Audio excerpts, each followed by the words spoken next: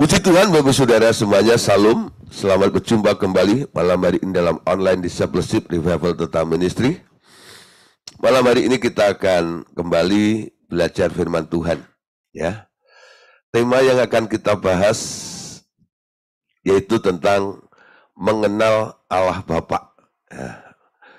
Nah, saudara, pelajaran ini harus dicermati karena banyak orang kadang-kadang bingung ya.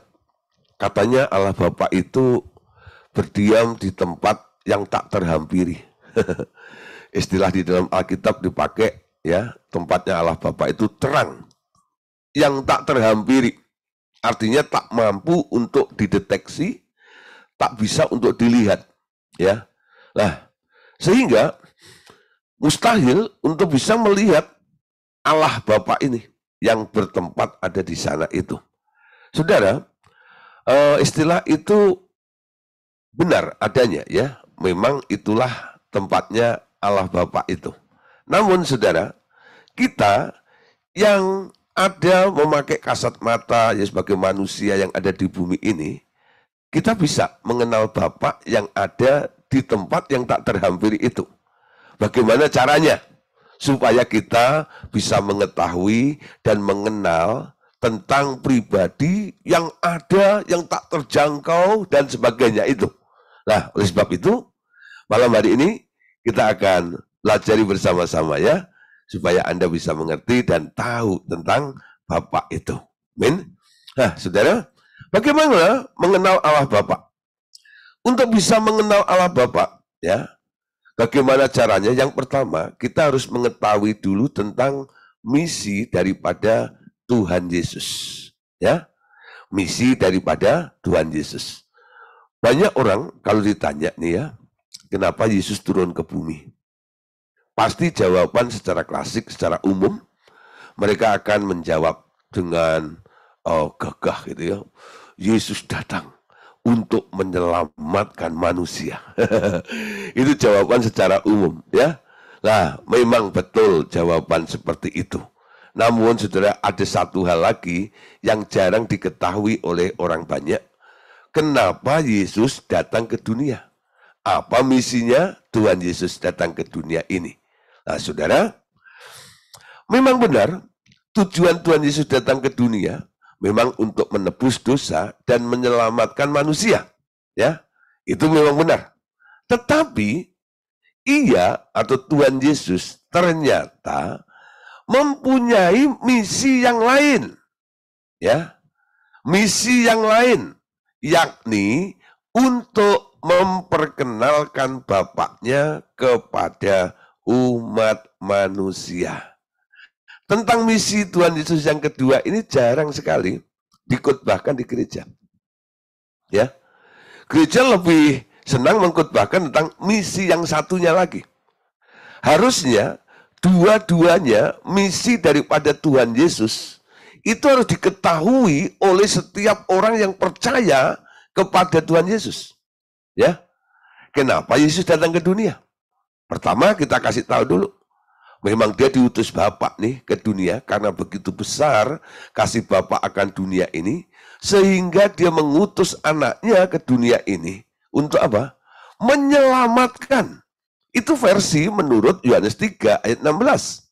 Karena kasihnya Bapa, Yesus hingga datang ke dunia untuk menjadi tumbal, mati di kayu salib, menggantikan manusia yang harusnya mati itu sekarang nggak perlu mati. Kenapa? Yesus rela mati untuk kita semuanya sehingga kita yang harusnya mati sekarang kita beroleh hidup di dalam Dia. Nah, saudara, saya yakin tentang masalah misi penyelamatan ini, Bapak Ibu Saudara sudah hafal ya dan yakin betul bahwa Anda bisa selamat itu karena ditolong oleh Tuhan Yesus. Betul? Nah, tapi saudara, tentang misi yang kedua ini harus diketahui. Ya, bahwa misi lain yang dilakukan oleh Tuhan Yesus ini adalah dia memperkenalkan Bapaknya kepada manusia. Sekarang untuk misi yang kedua itu pasti akan menimbulkan sebuah pertanyaan, bukan? Nah, Mungkin Anda bertanya, mengapa Yesus selain datang dengan misi menyelamatkan manusia, dia harus memperkenalkan Bapaknya juga? Jawabannya adalah karena selama itu, sebelum Yesus memperkenalkan Bapaknya itu, umat manusia belum pernah mengerti bahwa ada seorang Bapa yang lain yang berada di atas Tuhan, yang selama ini dikenal oleh umat manusia. Ya, nah selama ini yang dikenal oleh semua bangsa sebagai Tuhan, ya, atau disebut juga Allah atau Allah, ya, Allah. Nah, ada juga yang memanggil God, ada juga yang memanggil Lord, ada yang memanggil Tenkung atau Tikong, ya. Ada juga yang memanggil Debata Nabolon Mula Jadi. Ada juga yang memanggilnya Sang Yang Widi Wasa. Atau apapun namanya, sebutannya untuk Tuhan yang dikenal dan disembah itu, sebenarnya yang dipanggil oleh mereka itu, yaitu Allah, God, Lord, Tenkung atau Tikong, Debata, Nabolon Mula Jadi, Sang Yang Widiwasa, sebenarnya tidak lain adalah Yehova atau Yahweh, atau Yosua, ya, atau Yesus, atau Adonai. Ya, nah, tak seorang pun pernah melihat Allah Bapa. Itu kata Yohanes. Dan juga Tuhan Yesus sendiri pernah mengatakan, tak seorang pun pernah melihat Allah. Itu berarti yang dilihat atau yang pernah dilihat oleh Musa dan yang pernah dilihat oleh orang Israel di atas gunung Sinai atau di atas gunung Horeb bukanlah Allah Bapa. Namun yang muncul di sana itu adalah Yehova atau Tuhan Yesus. Amin. Mari kita lihat, saudara, apa yang dikatakan oleh firman Tuhan dalam Matius pasal 11 ayat yang ke-27. Perhatikan ayat ini. Semua telah diserahkan kepadaku. Yang ngomong siapa? Tuhan Yesus, ya. Tuhan Yesus bilang, semua telah diserahkan kepadaku. Oleh siapa? Oleh Bapakku. Dan tidak seorang pun mengenal anak selain Bapak. Dan tidak seorang pun mengenal Bapak selain anak. Dan orang yang kepadanya anak itu berkenan menyatakannya. Perhatikan ayat ini, saudara, ya. Di sini Tuhan Yesus ini memberitahu kepada khalayak atau para murid-murid pada waktu itu, ya. Dia katakan bahwa semuanya telah diserahkan kepadanya, ya, oleh Bapaknya. Dia menyebut ada satu oknum, ada satu pribadi yang telah mendelegasikan sesuatu kepada dia, ya. Di sini dikatakan oleh Bapakku. Dan Tuhan katakan tidak ada seorang pun bisa mengenal anak selain Bapa. Artinya apa? Walaupun Yesus itu sudah ada di depan mereka, mereka tidak kenal. Mereka hanya mengenal Yesus secara fisik sebagai anaknya Yosef dan Maria saja. Tapi tentang asal-usul, tentang Yesus yang sebenarnya, banyak orang pada saat itu tidak mengetahuinya. Ya, nah makanya Yesus katakan, tidak seorang pun mengenal anak selain Bapak. Dan tidak seorang pun mengenal Bapak selain anak. Dan orang yang kepadanya anak itu berkenan kepadanya. Tuhan memberitahu, ya, aku ini mendapat pendelegasian. Aku ini adalah utusan. Diutus oleh seorang pribadi yang namanya Bapakku itu loh. Ya. Kamu nggak kenal Bapakku. Sebenarnya kamu juga nggak kenal aku sih sebenarnya. Kamu hanya tahu aku secara manusia. Aku lahir dari kota kecil namanya Nazaret, ya. Lah, yang kota yang selalu dianggap remeh, ya. Karena dari kota itu nggak pernah muncul tokoh yang menghebohkan, ya. Sehingga orang-orang khususnya sampai itu waktu itu Nathanael katakan, ya, memang ada yang baik, yang datang dari Nazaret itu.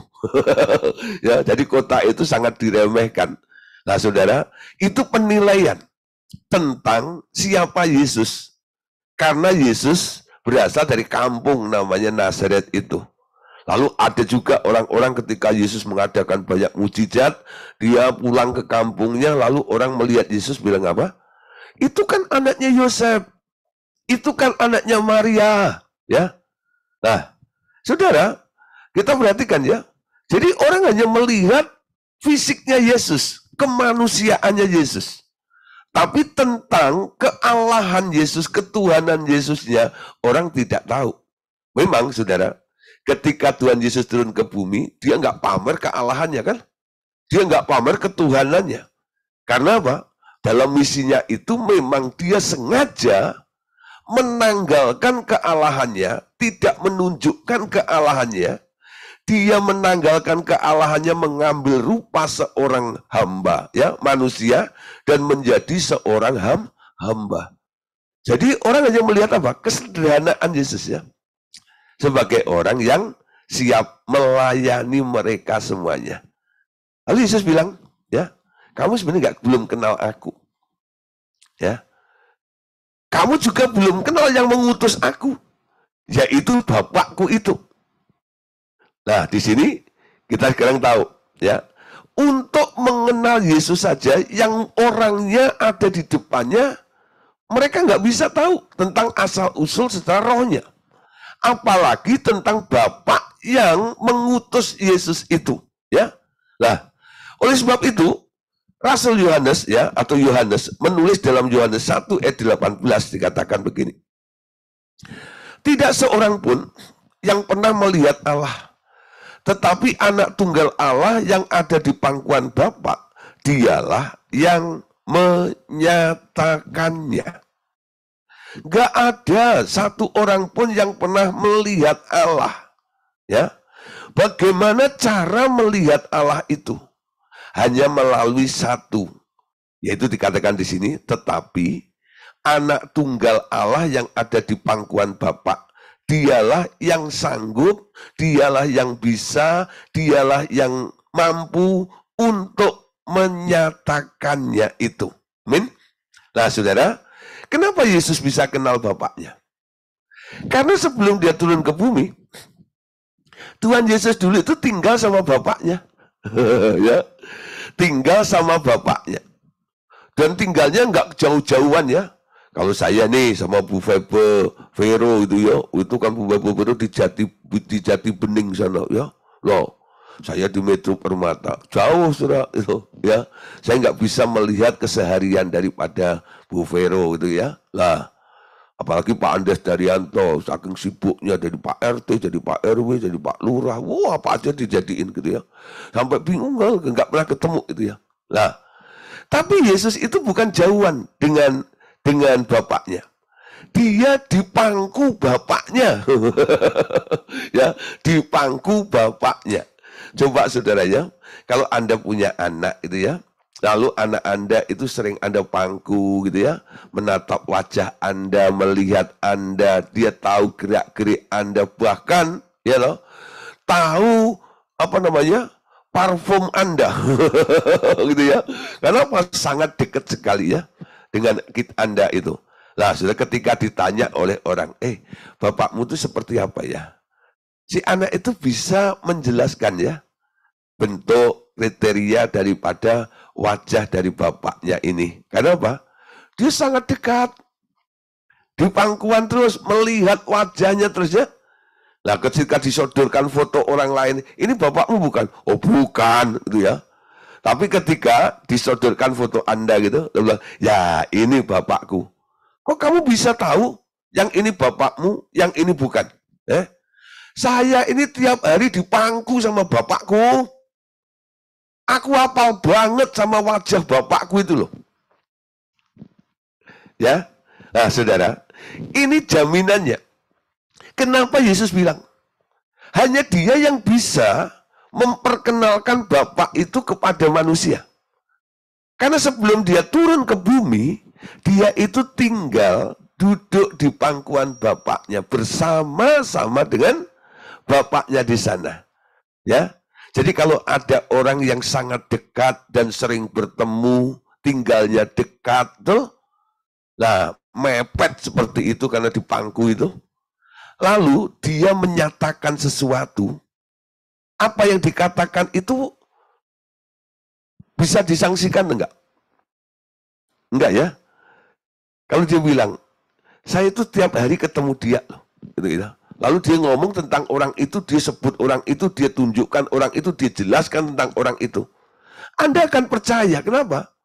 Karena Anda ya telah mendapat informasi bahwa orang itu dekat dengan orang yang disebutnya itu. Amin.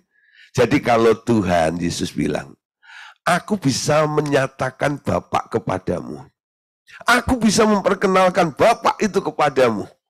Nah, saudara, jadi cara kita mengenal Bapa itu bukan kita melihat langsung Bapa, tidak.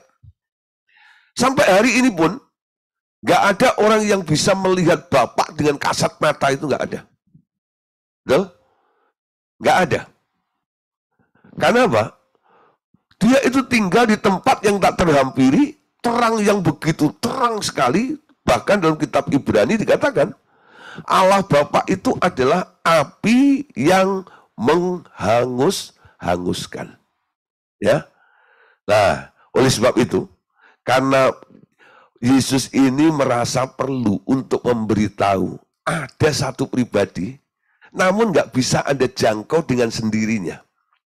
Aku mau memediasi, aku mau membantu kalian semuanya ini untuk menunjukkan, memperkenalkan Bapa itu kepada kalian semuanya. Amin. Nah, saudara, kalau dikatakan di dalam Alkitab ada orang-orang di perjanjian lama, contohnya Musa ya, dia dikatakan pernah melihat Allah. Saya percaya ya, yang dilihat oleh Musa pada waktu itu di Gunung Horeb itu bukan Allah Bapa. Tapi siapa? Kita lihat ya dalam Keluaran 33 ayat yang ke-20 sampai 23. Lagi firman-Nya, engkau tidak tahan memandang wajahku, sebab tidak ada orang yang memandang aku dapat hidup. Firmanlah Tuhan, ada sesuatu tempat di dekatku di mana engkau dapat berdiri di atas gunung batu. Apabila kemuliaanku lewat, maka aku akan menempatkan engkau dalam lekuk gunung itu, dan aku akan menudungi engkau dengan tanganku sampai aku berjalan lewat. Kemudian aku akan menarik tanganku dan engkau akan melihat belakangku, tetapi wajahku tidak kelihatan. Ya, nah saudara, jadi toh kalau Allah itu ya dia turun untuk ketemu dengan manusia, dia menyamarkan ya, nggak ada orang yang bisa melihat wajahnya. Ya, nah. Siapa yang dilihat oleh Musa pada waktu itu? Sebenarnya bukan Allah Bapa, saudara. Sebenarnya yang datang itu adalah Tuhan Yesus, saudara.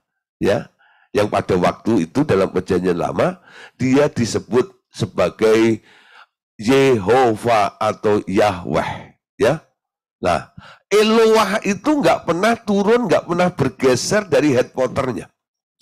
Dia terus bersemayam di sana, saudara. Ya. Nah, yang naik turun dari surga ke bumi, yang sering disapa sebagai Allah, itu tak lain tak bukan adalah Yehova atau Yahweh. Dalam perjanjian baru disebut Tuhan Yesus. Nah, kemarin sudah kita pelajari ya, ketika Musa itu tanya, ketika dia diutus oleh Tuhan untuk memimpin bangsa Israel ini, Musa itu bertanya kepada pribadi yang ada di dalam semak belukar itu ya, yang bersabda, yang berfirman itu. Ya. Nah, kalau orang Israel tanya kepadaku, siapa engkau yang mengutus aku ini? Jawabannya apa? Eheyeh eser eheyeh. Ya. Aku adalah aku. Ya. Aku adalah aku. Ya. Nah, aku yang mengutus kamu. Nah, untuk apa? Memimpin bangsa itu. Siapa saudara di sini? Sebenarnya yang ngomong kepada Musa dari tengah-tengah semak belukar atau semak-semak belukar yang menyala itu, Tak lain tak bukan adalah Yehova, ya, atau Yahweh. Tapi kenapa Musa itu kan mau tanya tentang Allah Bapa? Kenapa yang jawab Yesus di sini?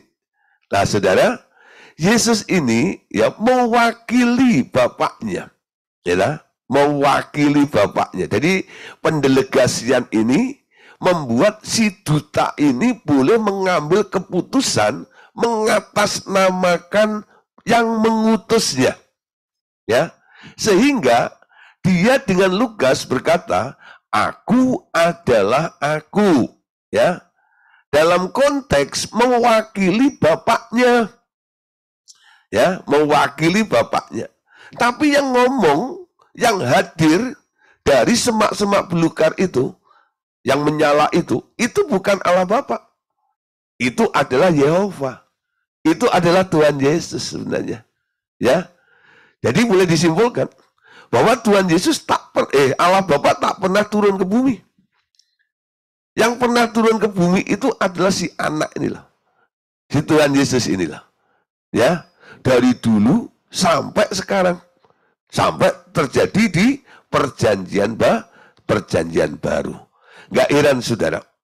Untuk misi yang kedua, yaitu memperkenalkan Bapaknya ini, Tuhan Yesus pernah berkata begini, "Akulah jalan, akulah kebenaran, dan akulah kehidupan." Nah, jalan apa saudara? Yang dimaksud apa? Akulah jalan, kebenaran, dan hidup. Ayat itu dilanjutkan bukan? Tidak seorang pun sampai kepada Bapa kalau tidak melalui aku. Yesus itu akses, betul? Kalau Anda mau mengenal, mau berjumpa, mau mengerti tentang Bapa itu, aksesnya, jalannya cuma satu. Melalui Yesus. Amin? Ada doa ya yang sering dipanjatkan. "Bapa kamu yang di surga, yang kami kenal di dalam nama Tuhan Yesus." Siapa yang pernah berdoa seperti itu? "Bapa kami yang ada di surga, yang kami kenal di dalam nama Tuhan Yesus Kristus." Betul? Itu doa sudah umum. Dan kalau orang berdoa seperti itu kayaknya keren banget gitu. Ya. "Bapa kami yang ada di surga, yang kami kenal di dalam nama Tuhan Yesus." Ada beberapa orang ya, waktu saya menyampaikan pengajaran ini ada yang tanya gitu ya, "Kok bisa Tuhan Yesus memperkenalkan Bapa itu kepada kita?" Nah, terus saya tanya, "Kamu pernah memimpin doa enggak?" Ya. Kamu pernah berdoa seperti ini enggak? "Bapa kami yang di surga, yang kami kenal di dalam Yesus Kristus." Ya pernah Pak. Itu yang sering. Saya doa selalu begitu. Lalu saya tanya balik. Ya, jadi dia tanya belum saya jawab. Saya tanya lagi gitu ya. Nah sekarang coba ya, sebelum saya jelaskan, saya mau tanya dulu. Apa maksudnya? Ketika kamu berdoa, "Bapa kami," kamu menyapa Bapa yang di surga itu, kenapa kamu kasih, ya kamu sambung dengan kalimat, "yang kami kenal di dalam nama Yesus Kristus"? Dia mulai mikir sudah. Ya, kenapa ngomong seperti itu? Ya, nah, kita bisa mengenal Bapa karena Yesus. Betul? Artinya, tanpa Yesus, kita tak bisa mengenal Bapa. Amin? Dari sini bisa jelas ya. Kita bisa tahu tentang Bapa itu karena Yesus. Karena misi daripada Yesus datang ke dunia itu dua. Satu, untuk menebus dosa, menyelamatkan manusia. Yang kedua, misinya adalah untuk memperkenalkan Bapaknya kepada manusia. Amin. Nah, saudara, Yesus adalah jalan, akses. Tak seorang sampai kepada Bapa, tanpa mengenal Tuhan Yesus terlebih dahulu. Ia adalah jalan kepada Bapaknya. Amin. Ya. Jadi tak seorang pun mengenal Bapa tanpa mengenal Yesus.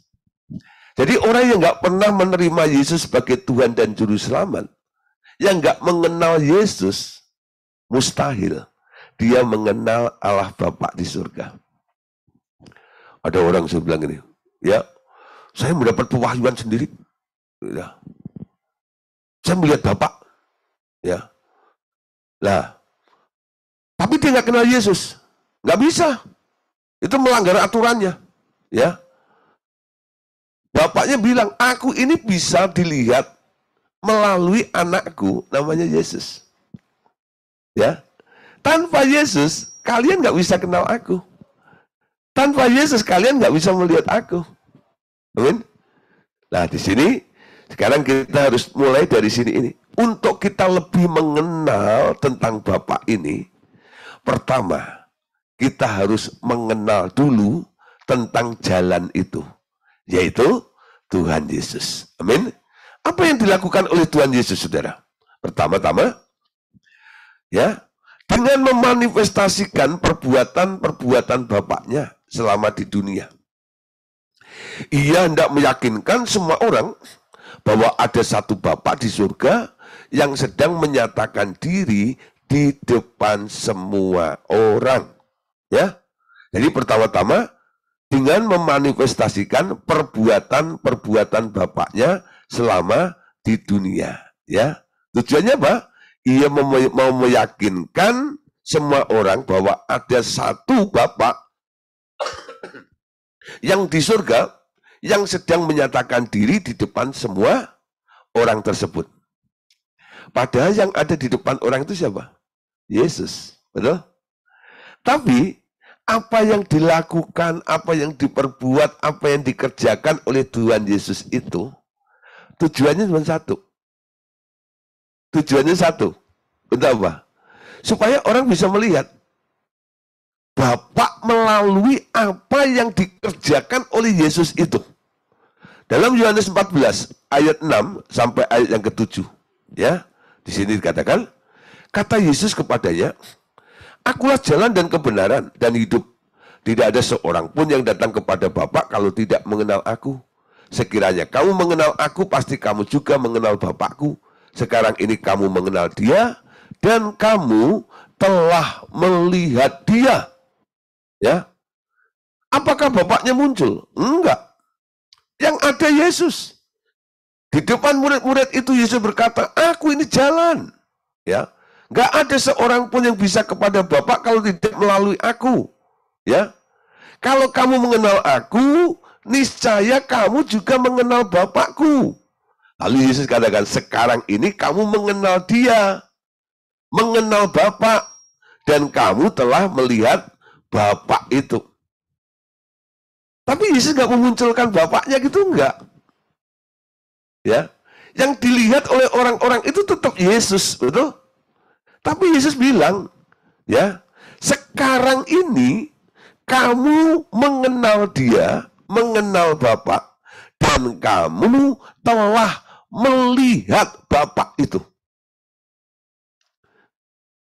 Mungkin bingung ya, mana Bapaknya? Yang di depan kita kan Yesus, si anak itu, betul? Ya, nah, saudara, ya, ini penting sekali ini, ya. Nah, sekarang kita perhatikan dulu Yohanes 15 ayat 15. Aku tidak menyebut kamu lagi hamba, sebab hamba tidak tahu apa yang diperbuat oleh tuannya. Tetapi aku menyebut kamu sahabat, karena aku telah memberitahukan kepada kamu segala sesuatu yang telah ku dengar dari Bapakku. Ya. Nah, satu ayat lagi, Yohanes 5:19.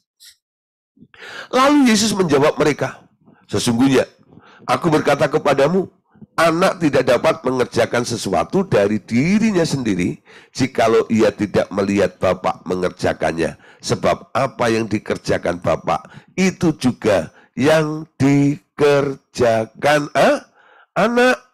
Amin. Nah, saudara, ada dua hal ya. Pertama, tentang apa yang dikatakan oleh Tuhan Yesus. Itu semua hasil dari apa yang didengar dari Bapaknya, dan apa yang dikerjakan oleh Tuhan Yesus itu dari hasil apa yang dilihat oleh Yesus, apa yang sedang dikerjakan oleh Bapaknya. Artinya, ya, Tuhan Yesus itu mengucapkan sesuatu atau dia mengerjakan sesuatu, dia itu mau menunjukkan, ini loh omongannya Bapak. Ini loh yang dilakukan oleh Bapak. Ya, kamu nggak bisa lihat Bapakku, kamu nggak bisa dengar Bapakku ngomong. Tapi tak kasih tahu ya, Bapak ngomong begini, Bapak melakukan ini. Ya, jadi Tuhan Yesus itu mendemonstrasikan, ya, apa yang sedang dikerjakan oleh Bapaknya itu. Sehingga dia berkata, ketika orang Yahudi, orang Farisi, ahli Taurat itu protes kepada Tuhan Yesus, atas dasar apa kamu lakukan itu semuanya? Ini semua bukan mauku. Ini semua aku lihat. Ketika Bapakku melakukannya, aku harus melakukannya. Karena aku harus memanifestasikan apa yang dikerjakan oleh Bapak, supaya engkau tahu tentang Bapak itu. Engkau kenal. Kalau aku mengalirkan kasih kepadamu, belas kasihan itu turun atasmu, aku memperhatikanmu, aku menyembuhkanmu, itu semuanya. Ini semua adalah keinginan Bapak. Ya, Bapak mau melakukannya kepadamu. Aku hanya memanifestasikan saja. Dari apa yang aku lakukan, engkau bisa mengenal Bapak yang penuh dengan kasih. Bapak penyembuh, ya. Bapak pembuat mujizat. Yang mengerjakan siapa? Si anak. Tapi idenya siapa? Idenya Bapaknya. Amin. Jadi kita bisa lihat ya. Anda tahu tentang Bapak yang Maha Kuasa. Dari mana, saudara? Ya, Anda tahu Bapak yang penuh mujizat. Dari mana? Dari apa yang dikerjakan oleh Tuhan Yesus. Karena yang dikerjakan oleh anak itu adalah ide dan gagasan dan apa yang ingin dikerjakan dan dilakukan oleh si Bapak itu sendiri. Lalu Tuhan Yesus ini bilang begini, ya. Aku ini sebenarnya nothing. Aku sebenarnya nggak ada apa-apanya. Aku bisa melakukan semuanya itu karena digerakkan oleh Bapakku yang di surga. Kalau Bapak nggak menggerakkan, Bapak nggak melakukan sesuatu, anak pun nggak melakukan sesuatu. Yohanes 8, ayat 28, baca ya sama-sama. Maka kata Yesus, apabila kamu telah meninggikan anak manusia, barulah kamu tahu bahwa akulah dia, dan bahwa aku tidak berbuat apa-apa dari diriku sendiri. Tetapi aku berbicara tentang hal sebagaimana diajarkan Bapak kepadaku. Nah, saudara, jadi sumbernya semua itu adalah dari Bapaknya. Jadi sekarang kita tahu ya, Anda mau kenal Bapak, bagaimana caranya? Melalui manifestasi yang dilakukan oleh Tuhan Yesus. Melihat Bapak, melihat anak, melihat Bapak.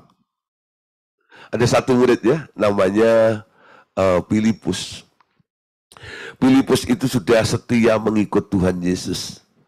Satu hari ya, dia berkata kepada gurunya, ya, dia katakan begini, Guru, tunjukkan Bapak itu padaku, itu cukup bagiku. Orang yang ikut Yesus setiap hari, yang selalu mendengar pengajaran Yesus, betul? Jadi timnya loh masalahnya. Dia lihat bagaimana Yesus itu melayani dengan tanda-tanda yang ajaib, dengan tanda-tanda mujizat, membangkitkan orang mati, menyembuhkan orang kusta, betul? Dan banyak hal sudah, mencelikkan orang buta. Banyak hal yang luar biasa dilakukan oleh Tuhan Yesus. Dia bertanya, Guru, tunjukkan Bapa itu kepadaku. Yesus geleng-geleng. Filipus. Sudah sekian lama kamu itu ikut aku. Sudah sekian lama kamu bersama-sama dengan aku. Ya. Jadi nadanya gemes, saudara. Yesus itu nadanya gemes dengan pertanyaan muridnya itu. Tunjukkanlah Bapakku itu kepadaku. Dia menjawab dengan nada gemes. Ya. Kamu itu selama ini sudah bersama-sama dengan aku. Masa kamu nggak lihat Bapak di dalamku? Dan aku di dalam Bapa. Ya. Nah, saudara. Jadi kalau sampai hari ini Anda masih bingung dan masih terus bertanya-tanya, selama ini Anda sudah ikut kelas pemuridan seperti ini, dan aku mau lihat Bapak, ya. Nah, saudara, aku mau kenal Bapak, aku mau mendengar Bapak ini. Gimana caranya? Mulai dulu dari start ini dulu. Start yang pertama apa? Mulai ya terima informasi yang diberikan oleh Tuhan Yesus kepada Anda. Karena Yesus menginformasikan kepada Anda, dia memanifestasikan apa yang Bapaknya sedang dia kerjakan itu. Amin. Jadi lihat Yesus, lihat Bapak. Dengar Yesus, dengar Bapak. Ya. Ini konteksnya ketika Tuhan Yesus 33,5 tahun ada di muka bumi. Amin. Ya.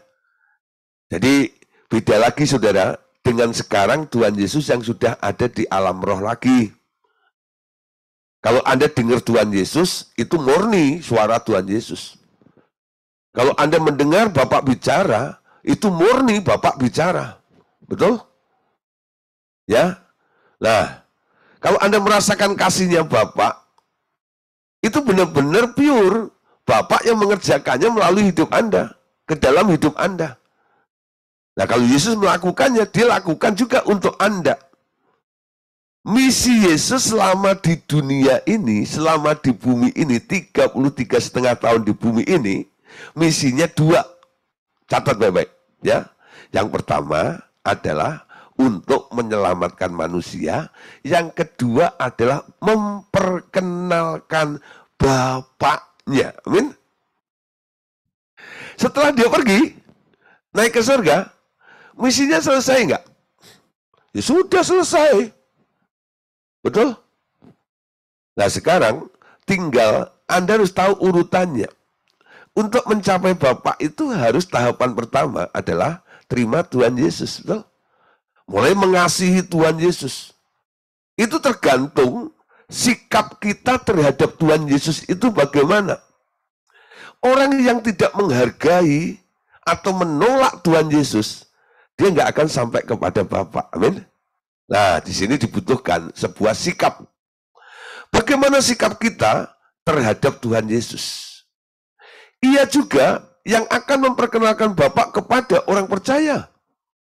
Hubungan kasih terhadap Tuhan Yesus yang menentukan apakah Anda boleh berkenalan dengan Bapa atau tidak.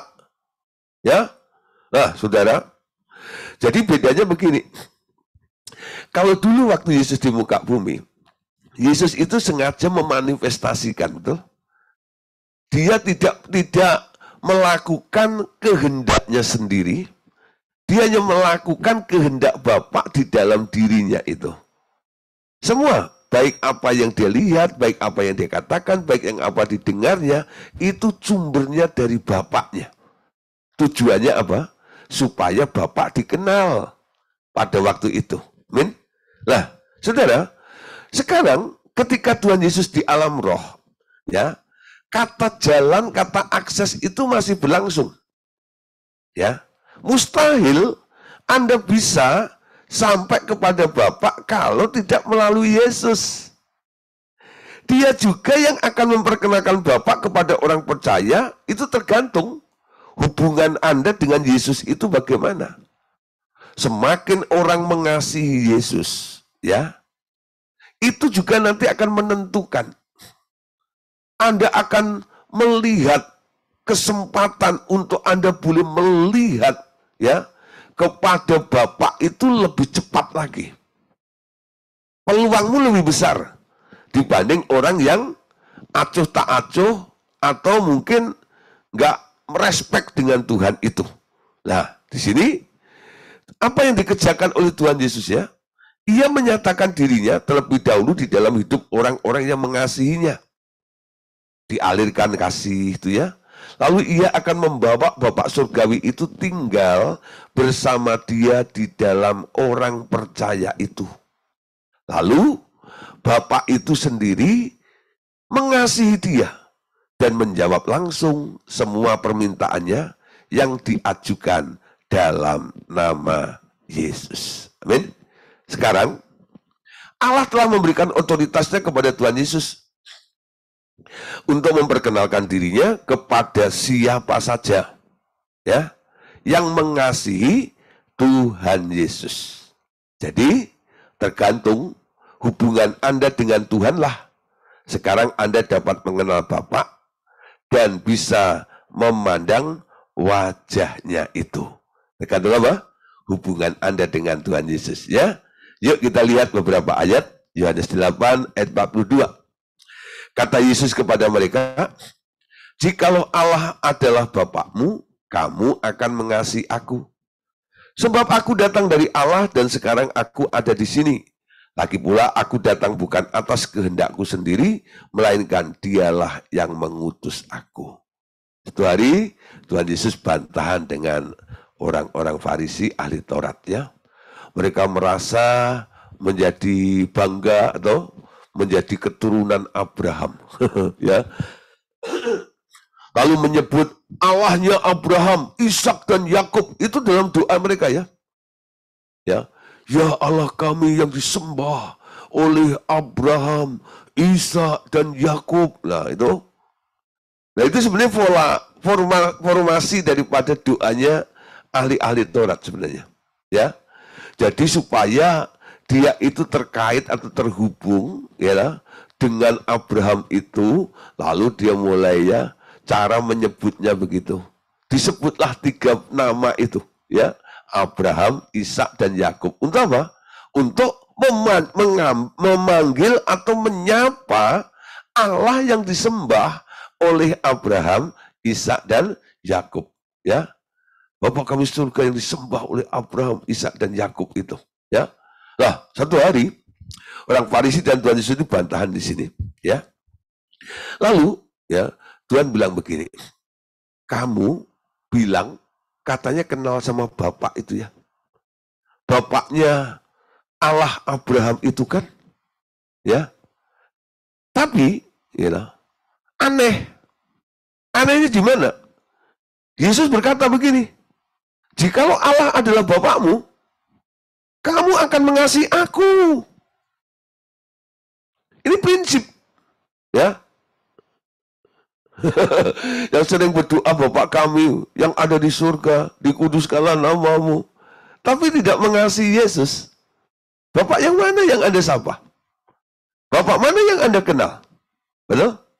Anda bisa menyapa, Anda bisa mengenal, Anda bisa melihat, Anda bisa terkoneksi dengan Bapaknya Yesus itu kalau Anda kenal mengasihi Tuhan Yesus. Yesus bilang, jikalau Allah adalah Bapakmu, kamu niscaya akan mengasihi aku. Sebab aku datang dari Allah Bapa dan sekarang aku ada di sini. Lagi pula aku datang bukan atas kehendakku sendiri, melainkan dialah yang mengutus aku. Amin. Kalau Anda mau mengenal Bapa lebih dalam lagi, Anda harus mencintai Yesus lebih dalam lagi. Amin. Anda boleh punya tekad setiap hari nyanyilah, aku tresno Yesus, jeru banget, ya. Nah, Aku cinta Yesus lebih dalam-dalam lagi. Nah, ya, cinta Yesus. Amin. Mengasihi Yesus. Ya, ayo siapa di sini orang yang mengasihi Yesus? Saya percaya, ya, orang yang mengasihi Yesus adalah orang yang suka dengar firman, tuh, merenungkan firman. Ada lagunya kan? Aku mengasihi Engkau Yesus, ku renungkan firman-Mu siang dan malam. Ya, orang yang bilang mengasihi Yesus tapi nggak pernah baca firman, ya, itu diragukan, saudara. Ya, nah, kenapa, saudara? Kalau Anda mengasihi Yesus, Anda harus baca firman. Atau Anda mendengar firman. Mendapatkan arahan, rema dari Tuhan Yesus itu. Ciri orang-orang yang mengasihi Yesus. Dalam Yohanes 14 ayat 15 dikatakan gini. Jikalau kamu mengasihi aku, ya, jikalau kamu mengasihi aku, kamu akan menuruti perintah-perintahku. Ya, tanda orang mengasihi Yesus kalau dia menuruti perintahnya Tuhan Yesus. Nah, kalau Anda bantahan terus dengan Tuhan, nggak mau dengar arahan Tuhan, apakah Anda bisa dibilang mengasihi Yesus? Ya, kalau Anda nggak mengasihi Yesus, apakah Anda boleh dikatakan menjadi orang yang sudah mengenal Allah Bapa? Ya, jadi urutannya mengasihi Yesus, ikutin perintah arahan Tuhan Yesus. Itu yang membuat Anda punya akses lebih lagi masuk sampai Anda bisa akhirnya mengenal tentang Bapa itu sendiri. Amin. Nah, Yohanes 14 ayat 21. Yohanes 14 ayat 21 di sini dikatakan, nah, siapa saja yang memegang perintahku dan melakukannya, dialah yang mengasihi aku. Memegang perintahku dan melakukannya, dialah yang mengasihi aku. Siapa saja yang mengasihi aku, ia akan dikasihi oleh Bapakku, dan aku pun akan mengasihi dia dan akan menyatakan diriku kepadanya. Coba perhatikan sekali lagi ayat ini, ya. Ayat ini kait-mengait, ya, antara Bapa dan Yesus. Dampak daripada mengikuti dan melakukan menjadi orang yang mengasihi Yesus, akhirnya berjumpa atau ketemu dengan Bapa. Kita lihat sini, ya. Siapa saja yang memegang perintahku dan melakukannya. Ini yang ngomong Yesus, loh. Jadi kalau kunya kita ganti Yesus nih, ya. Siapa saja yang memegang perintahnya Yesus dan melakukannya, dialah yang mengasihi Yesus, betul? Siapa saja yang mengasihi Yesus, ia akan dikasihi oleh Bapaknya Yesus, yaitu Allah Bapa. Loh? Dan Yesus pun akan mengasihi dia dan akan menyatakan dirinya kepadanya. Loh? Jadi ini ada imbal balik. Siapa yang dikasihi oleh Yesus? Orang-orang yang mengikuti perintahnya dan melakukannya. Anda harus bisa membedakan, saudara, antara kasih general, ya, yaitu kasih umum sifatnya, itu kasih yang dinyatakan untuk semua makhluk. Betul? Untuk semua makhluk. Dia kasih matahari, dia kasih hujan, baik kepada orang yang baik maupun kepada orang jahat, betul? Itu kan hanya istilah orang-orang guyon saja nih, katanya kalau umpama, tempat kamu belum hujan ya, gitu ya. Oh iya, daerah itu banyak dosanya, apa begitu gitu. Itu cuma istilah olok-olokan aja, betul ya? Nah, Tuhan nggak melihat dia turunkan hujan atau panas baik kepada orang jahat maupun orang yang baik atau orang benar, betul? Itu kasih secara umum, betul? Kasih secara umum. Tapi Yesus akan mengasihi mereka yang menuruti, mendengar dan menuruti serta melakukan apa yang diperintahkannya. Kalau Anda nggak mengikuti, Anda nggak nurut, Anda nggak dengar, nurut dan mengikuti, apakah Yesus mengasihi Anda? Nah, sekarang levelnya ya, Anda jangan digabungkan ya dengan kasih yang umum tadi itu loh. Ini kasih yang membawa Anda akhirnya naik kepada satu kedalaman untuk Anda bisa mencapai sebuah ya keintiman lalu masuk kepada Bapa itu loh. Caranya di sini nih. Semakin kasihmu kuat dengan Tuhan Yesus, semakin Anda masuk ke dalamnya itu nanti beda dengan orang-orang yang nggak pernah nurut perintahnya Tuhan dan melakukan perintah-perintah Tuhan. Jadi tanda orang mengasihi Tuhan Yesus adalah nuruti perintahnya Tuhan. Ya. Nah, dan ini janjinya tadi. Aku akan menyatakan diriku kepadanya. Ada sesuatu yang spesial. Ya, ada sesuatu yang spesial itu. Nah, baca satu ayat lagi. Yohanes 14 ayat 23-nya. Jawab Yesus, jika seseorang mengasihi aku, ia akan menuruti firman-Ku. Ya, dan Bapakku akan mengasihi dia, dan kami akan datang kepadanya dan tinggal bersama-sama dengan dia. Banyak orang kadang-kadang membimbing orang lahir baru, itu kadang-kadang istilahnya dirangkum langsung terlalu cepat itu loh. Undang Yesus masuk dalam hatinya, lalu langsung dikasih tahu, sekarang Bapak, Tuhan Yesus dan Roh Kudus ada di dalam hatimu. Ya, sebenarnya ada stepnya, ada langkah-langkahnya, betul? Ada tahapannya. Bagaimana Bapak bisa masuk ke dalam diri Anda? Dia mau memperkenalkan dirinya kepada Anda. Ada stepnya, bukan? Yang menerima Yesus, lalu mengasihi Yesus dengan cara menuruti firman-Nya, nanti ada penilaian khusus dari Bapaknya Yesus itu. Bapakku akan mengasihi dia. Perhatikan di sini ya, ayatnya sekali lagi saya tampilkan.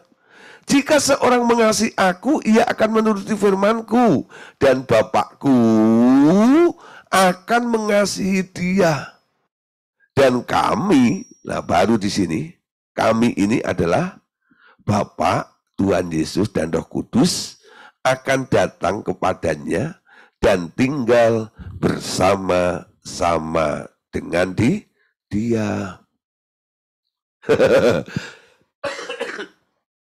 Tinggal bersama-sama dengan dia, ya. Nah, saudara, ini luar biasa. Jadi enggak orang baru lahir baru langsung kita klaim sudah ada Bapak di dalam dirinya, enggak, ya. Yang diundang pertama siapa? Yesus, ya. Lalu dimeteraikan dengan Roh Kudus, betul? Itu tugas kita ya. Supaya apa? Yesusnya enggak keluar masuk, itu tujuannya. Tapi untuk hadirnya Bapak ini diperlukan satu langkah lagi. Kamu mau kenal, mau ngalami Bapak dalam hidupmu, kasih anak itu lebih dulu. Belajar taat kepada anak ini, dengerin firman-Nya. Nah, orang-orang yang lahir baru itu perlu di follow up dulu kan? Dibimbing. Orang yang melahirkan baru, ya, orang yang baru lahir disebut bayi rohani ini harus dibina. Ya. Jadi jangan asal melahirkan orang. Pantau mereka. Minimal 3 bulan sudah. Anda pantau orang itu bagaimana hidupnya semakin mengasihi Tuhan atau dia lebih mengasihi dunia ini. Ya, ingat tuh ya. Jadi kita berhasil membawa orang itu membuka hati lalu mengundang Yesus masuk ke dalam dirinya. Ada tugas berikutnya. Ya, ajak orang ini untuk lebih mengasihi yang diundang itu loh. Yesus di mana? Di hatimu. Dengar ya? Nah, coba sapa dong tiap hari gitu ya. Tanya dong tiap hari ya. Coba mulai gitu ya. Mulai disuruh apa? Fokus kepada Yesus ini. Nanti lama-lama orang yang mengundang Yesus itu mulai cinta Yesus. Kalau sudah cinta Yesus, dia mulai meninggalkan dunia, betul? Ya. Nah, cinta nggak bisa dibagi. Kalau Anda masih lihat, oh setengah dunia dan setengah Yesus, Anda harus giring terus. Kamu harus lebih mengasihi dia lagi. Kasihlah Tuhan Allahmu dengan segenap hatimu, dengan segenap jiwamu, dan dengan segenap kekuatanmu. Sampai cintanya dengan Tuhan itu luar biasa. Tiap hari dia melihat, ya, dia berbunga-bunga dengan Yesus itu loh, ya. Betul, saudara. Orang yang cinta dengan Tuhan, sedang mengalami cinta dengan Tuhan dan luar biasa itu, biasanya, saudara, dia nggak bisa menyembunyikan, saudara. Apalagi kalau orangnya itu merdeka gitu ya. Ketemu dengan orang itu dia akan cerita, saudara, gitu. Tentang apa? Tentang kebaikan Tuhan, kasihnya Yesus ini dan itu dan sebagainya. Ya, saya ingat, saudara, satu kali saya waktu itu masih sering Jakarta Bandung, ya, itu tahun-tahun 90-an 5. Ya. Lalu kalau pas ke Bandung, ya, nanti kan di Bandung itu ada bengkel ya atau ada apa namanya pelepasan di rumah Pak Andreas itu hari Jumat ya. Nah, jadi kami datang ya sebelum sorenya itu ada revival worship service di Bandung ya. Lah saya nginepnya di Kopo Permai, lalu saya sama Ibu Turkas Daud sama Pak Daud Raubun itu siangnya pergi ke Cipaku ikut doa bersama-sama gitu ya, sambil nanti kalau ada orang yang datang mau dilayani kami bantu-bantu ya melayani di bengkel atau di rumahnya Pak Andreas itu ya. Nah waktu itu siang ya habis kita lagi nyembah pas nggak ada yang dilayani saudara ya. Jadi buka bengkel itu ya kadang-kadang ada yang dilayani, kadang-kadang enggak. Di rumah Andreas itu enggak begitu, saudara. Ya. Jadi pas itu kok enggak ada yang hadir ya, enggak ada yang minta didoain gitu ya. Nah ya udah, akhirnya Pak Andreas bilang, ya udah kita nyembah Tuhan saja nih ya. Lagi nyembah itu ada pintu dibuka dengan agak keras gitu ya. Gerubak gitu ya. Sampai ke siapa gitu ya. Lah, telinga itu walaupun kita lagi nyembah gitu, telinga kita kan dengar gitu ya loh. Ada yang teriak loh, Daddy, you know. Wah, siapa tuh? Anaknya Pak Andreas, you know. Siapa kira-kira? Ya, Pak Yosia. Waktu itu masih SMA, you know. Waktu itu masih SMA, you know. Daddy, gitu loh. Lalu Pak Andreas loh, hah, ada apa? Aku lagi jatuh cinta katanya. Kaget kita langsung berhenti nyembah gitu ya. Pengen dengerin. Wah, dia jatuh cinta sama siapa? Lalu disuruh datang ini. Sini ya. Lalu duduklah di situ gitu. Lalu tanya sama Pak Andes. Kamu jatuh cinta sama siapa? Dia senyum-senyum. Aku lagi jatuh cinta sama Tuhan Yesus. Ya loh, aku lagi jatuh cinta sama Tuhan Yesus. Ya sudah. Kalau kamu jatuh cinta sama Tuhan, ayo ikut nyembah di sini. Lalu kita nyembah. Wow, jalan keliling tuh zamannya doa-doa yang keliling meja, keliling kursi, keliling apa saja gitu ya. Pokoknya doa itu nggak ada yang duduk tenang gitu. Pokoknya doa itu muter kayak kekean tuh. Kekean tuh apa nggak tahu dah ya. Nah pokoknya enak gitu ya, enjoy gitu. Nah sudah. Jadi ada orang yang bisa mengekspresikan seperti itu ya. Lalu gak bisa tanya lagi nanti kalau ketemu Pak Yosia. Pak Yosia pernah ya cinta Yesus luar biasa lalu ngomong sama dedinya. Nah saya pas ada di situ, jadi saya dengar sendiri. Nah cintanya luar biasa. Mulai hari itu apa yang terjadi? hidupnya banyak dipersembahkan untuk Tuhan. Toh? Waktunya banyak dipakai untuk Tuhan. Kalau dulu zaman-zaman ya, Anda tahu ceritanya dulu ya. Ya dia suka main dakocan, main apa, segala macam. Itu mulai ditinggalkan sendiri. Ya. Padahal dulu dilarang-larang marah gitu ya. Tapi ketika cinta Tuhan, dia tinggalkan sendiri loh. Dia tahu mana yang lebih baik daripada apa yang diinginkan dirinya sendiri, ya, yang menyeret dia ke dunia untuk dia lebih dekat kepada Tuhan.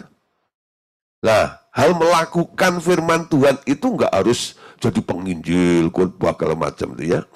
Itu mengubah gaya hidup Anda sehari-hari, betul? Nah, Tuhan mau ngajak Anda apa sih? Bukti orang mengasihi Tuhan, dia lepas dari keterikatan dunia itu loh. Cintanya mengalir, cintanya menyala-nyala luar biasa. Men?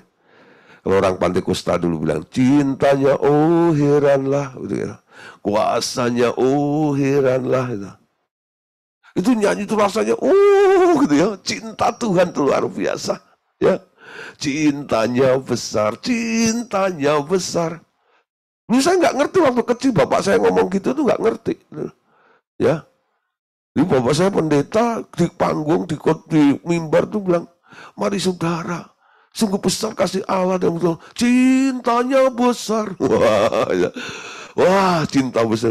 Baru sekarang saya nangkep, ya. Bagaimana menjadi orang yang sedang jatuh cinta kepada Tuhan itu. Nah, punya dampak. Betul? Semakin Anda jatuh cinta pada Tuhan, mencintai Tuhan lebih daripada dunia ini, pengenalan akan Bapa itu akan semakin nyata di dalam hidup Anda. Amin. Ya. Bahkan Tuhan bilang begini. Ya. Kalau kamu sudah kenal Bapakku, gara-gara kamu sudah mengasihi aku, sekarang aku ngomong kepadamu. Ini enggak kepada semua orang ya. Ini hanya kepada orang yang telah mengasihi Yesus. Yohanes 16 ayat 26. Perhatikan. Ya. Pada hari itu. Ya. Kenapa dipakai kata pada hari itu? Nah, coba. Kenapa ayat ini dimulai dengan kata atau kalimat pada hari itu? Men? Ini bukan bicara Senin, Selasa, Rabu, Kamis, Jumat, Sabtu, Minggu. Bukan nama hari. Betul ya? Pada hari itu. Ini adalah bicara tentang masa. Ya. Tentang waktu. Seperti ketika Tuhan Bapak itu melahirkan Yesus. Pada hari ini, aku memperanakkan anakku. Anda nggak usah bingung itu Senin, Selasa, Rabu, tanggal berapa. Nggak usah. Tapi itu bicara tentang waktu. Gitu. Memang sudah saatnya. Itu yang diputuskan, betul? Pada hari ini atau pada hari itu. Ya, ayat ini. Jadi nggak semua orang bisa klaim nih. Kalau belum mengalami namanya pada hari itu. Amin. Pada hari itu apa? Nah, harus ada konteksnya di sini ini. Amin. Nah, sampai Yesus bawa bapaknya tinggal bersama-sama dengan dia. Ingat ya? Urutannya ada. Urutannya ada nih. Baca dulu Yohanes 14. Nanti masuk baru di sini ini. Ayat pasal 16 ini. Pada hari itu kamu akan berdoa dalam namaku. Betul? Tidak aku katakan kepadamu bahwa aku meminta bagimu kepada Bapa. Sebab Bapa sendiri mengasihi kamu karena kamu telah mengasihi aku dan percaya bahwa aku datang dari Allah. Ya. Jadi sebelum Anda mengenal Bapa, Anda mau berkat dari Bapa. Caranya gimana? Anda minta tolong sama Tuhan Yesus. Tuhan Yesus yang kenal dengan Bapa itu. Mintain dong berkat itu. Aku lagi butuh ini loh. Aku butuh mujizat, aku butuh kesembuhan. Mintain dong, betul nggak ya? Yesus menjadi pengantaranya untuk kita minta kepada Bapa, betul? Tapi kalau Anda sudah ada melewati step yang namanya pada hari itu, di sini dikatakan, kamu akan berdoa dalam namaku, tidak aku katakan kepadamu bahwa aku yang akan memintakannya kepada Bapa. Sebab Bapa itu sekarang sudah mengasihi kamu, karena kamu telah mengasihi aku, dan percaya bahwa aku datang dari Allah. Yesus bilang apa? Kamu sekarang sudah kenal kan sama Bapak? Minta langsung sama Bapak. Direct. Betul? Nah, walaupun diakhiri dengan dalam nama Tuhan Yesus. Betul? Artinya apa? Anda punya akses. Anda telah terkonek dengan Bapak itu. Buktinya apa? Anda bisa menyapa, Anda bisa meminta langsung tanpa harus minta bantuan kepada Tuhan Yesus lagi. Memang awalnya Yesus bilang, akulah jalan. Tidak ada seorang pun sampai kepada Bapa kalau tidak melalui aku, betul? Tapi karena Anda mengasihi Yesus, Anda melebur di dalam Yesus, Anda masuk di dalam Yesus itu, posisimu berubah. Ya, posisimu berubah. Mama saya gambarkan gini ya. Ini ada tiga, ini ada gambar di sini ya. Jadi mama ini ada tiga benda itu ya. Nomor satu A, B, C gitu ya. Nah, A itu Bapak, B itu Tuhan Yesus, C itu Anda gitu loh. Ya, B-nya kan di tengah ya. C itu kehalang B untuk memandang Bapak, betul? Untuk memandang A itu. C itu ya, terhalang ya, oleh B ini untuk mengenal A itu, betul? Tapi ketika C ini menyatu dengan B, posisinya maju, bukan? Posisinya maju ya. Nah, ketika posisinya maju, Anda di dalam Yesus, Anda dekat dengan Bapa. Di sampingmu Bapak, nggak ada lagi gap, betul? Tapi bagi mereka yang masih di luar, yang belum mengasihi Yesus, mereka masih terhalang oleh B ini tadi itu. Sehingga kalau doa Tuhan Yesus, tolong dong bilangin sama Bapak. Ya. Ya. Nah, sekarang orang yang mengasihi Yesus ini, Bapaknya Yesus ya Bapakmu, amin. Jadi nggak semudah seperti kalau kita doa Bapak kami gitu. Memang kalau kita ajarkan Bapak kami itu artinya apa? Ya Bapakku ya Bapakmu. Tapi untuk mencapai di situ itu ada tahapannya, betul? Supaya apa? Supaya Anda ngalami dulu ini. Tahapannya apa? Mengasihi Yesus dulu. Baru Anda bisa menyapa direct dengan Bapak itu. Amin. Oke, saudara. Satu lagi, saudara, untuk menutup malam hari ini, besok kita akan lanjutkan lagi. Yohanes 12 ayat 26. Siapa saja yang melayani aku, ia harus mengikut aku. Dan di mana aku berada, di situ pun pelayanku akan berada. Siapa saja yang melayani aku, ia akan dihormati Bapa. Amin. Nah, Yesus bilang, kalau kamu mau jadi timku, ya, ikut melayani bersamaku, oke, nanti kamu akan dihormati oleh Bapak. Dapat penghargaan dari Bapak itu. Penilaian dari Bapak itu. Ketika apa? Kita ikut melayani bersama Yesus. Tapi cara melayani bersama Yesus gimana? Yesus bilang, ya, di mana aku berada, di situ pun pelayanku berada. Mau melayani bersama Yesus? Ya, mau? Di mana Yesus berada, Anda berada? Mau? Nah, sekarang coba ya, kita lihat dulu. Kita lihat aja ya, kalau sekarang Yesus di surga semuanya pengen duduk di sebelah kanan Allah Bapa, ya aku mau di sana gitu ya. Nah, yang kita lihat selama dia melayani di bumi ini, contoh ya, Yesus pernah di mana aja sih ketika di bumi itu? Ya, pertama Yesus lahir di kandang. Di sini ada yang pernah lahir di kandang? Ya, ya paling enggak lahir di tolong bidan. Ya, wih keren ya. Ya. Waduh ya, ya, ya.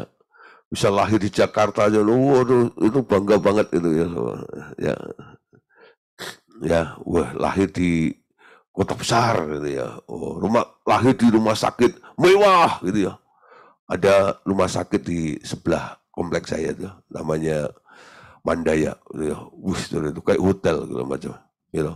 Itu ada beberapa artis gitu ya, yang mulai gitu, mau lahir di situ, padahal bayarannya mahal, gitu. Ya, sengaja situ. Kenapa? Wah, buat apa? Buat keren-keren aja gitu ya, bangga-banggaan seperti itu. Yesus itu lahir di kandang, gitu ya, dalam kesederhanaan, gitu ya. Jadi anaknya tukang kayu, orang miskin. Yesus pernah ada di situ loh, betul? Hidup sederhana seperti itu. Nah, terus apa lagi? Yesus pernah ada di perayaan perkawinan Kana. Wah, tahu ya? Ke pesta kawin, ya. Siapa mau? Ya datang ke pesta kawin, semua ngacung gitu ya. Saya mau cari itu kambing guling, Pak. Ya lah. Ya kalau kambing gulingnya habis, tinggal kambing bantal. Ya, ya. Nah, kambing guling yang diserbu pertama itu, wah antri panjang. Saya perhatiin kadang-kadang, ya. Di resepsi itu mesti. Itu bagian kambing guling itu antriannya masih panjang itu ya. Wah gitu ya. Hincer, karena apa?